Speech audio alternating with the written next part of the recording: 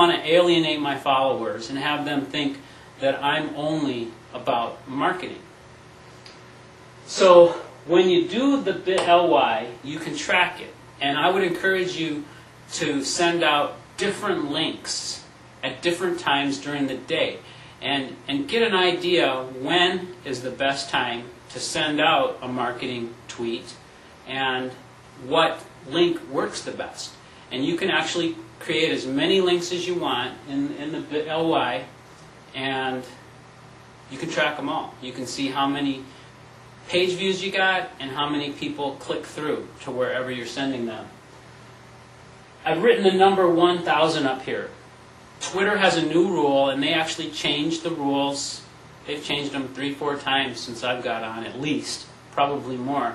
But currently they have a rule that you cannot follow more than 1,000 people in any single day. Now, if you're new to Twitter and you're just starting out, that probably isn't a big deal. But once you get to the point where you have thousands of followers, and a lot of those people are going to be following you just in the course of your daily conversation on Twitter, it's easy to bump up against that 1,000 limit. So you need to be careful and kind of keep track of what you're doing when it comes to following people. Now, there's another rule that people don't really understand. Remember I told you in a previous video that you could not follow more than 2,000 people until you had 2,000 followers? That's kind of a barrier to entry. It's a way that Twitter keeps people from just recklessly going out and following people. Well, once you get over 2,000, they have another rule, and that is that you can't follow more than 10% of the people that you're already following. So if you're at 2,000, you can follow 2,200, all right? And those numbers, the 1,000 really doesn't come into play, but if you think about it, when you get to 10,000 followers, 10% is 1,000. So when you get to that many followers, you got to constantly be thinking about how many people are going to follow me today just in the ordinary course of business, and how many people do I need to follow. And all this talk about counting and followers, this all takes me back to that whole auto-following deal where you get a tool and it goes out and just follows indiscriminately. You want to follow real people, okay? So when you choose somebody to follow, you're going to judge them. You're going to look at their avatar. You might take the time to actually look at their profile and see if this is a person that you actually want to follow.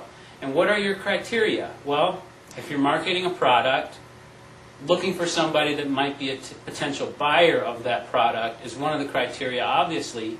And if that isn't the only reason you're following people, then at least you should be following people because they interest you. So that's one of the main reasons why I recommend staying away from any of those paid tools that go out and just indiscriminately gather followers for you. Now, when it comes to marketing on Twitter, you want to be real careful. About a week ago, I got really busy. I knew I wasn't going to have time to be around and be on Twitter a lot, and so I was using Tweet Later, and I just scheduled a whole bunch of tweets to go out. And I was pretty careful. I mean, I had them going out 1 an hour, and not every tweet was marketing my website or trying to drive traffic to my opportunity. I would put in a quote or a neat saying, or I even had a tweet about the weather.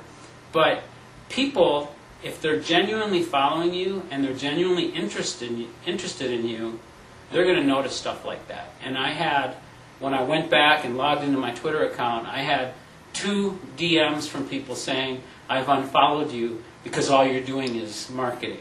So you need to be really careful about that and how you send out those auto tweets and what you do on Twitter, because Twitter is, after all, a Web 2.0 platform. It's social marketing, and it's all about branding you. And if you know anything about me, I'm all about self-branding online. And why is self-branding important? Well, people buy from you. You can have the greatest product, you can have the greatest opportunity on earth, and if that opportunity is really that great, what most savvy people will do is they'll go and they'll surf the internet looking for the ideal person to join with or to buy the product from. and you want them to buy it from you.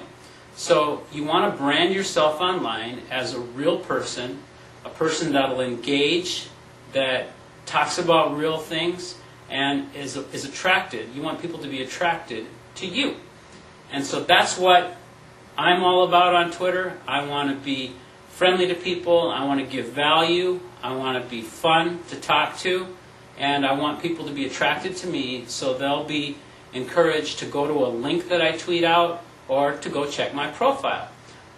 I've tested my profile. Sometimes I have my blog on my profile. Sometimes, if I know it's a real key time of the day when a lot of people are really active on Twitter, I'll put a landing page in my profile.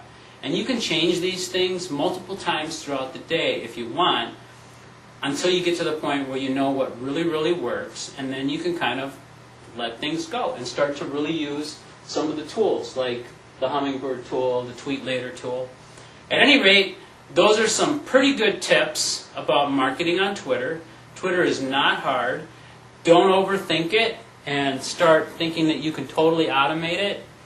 You have to be real. You have to engage. That's what I had on my very first slide in Twitter 101.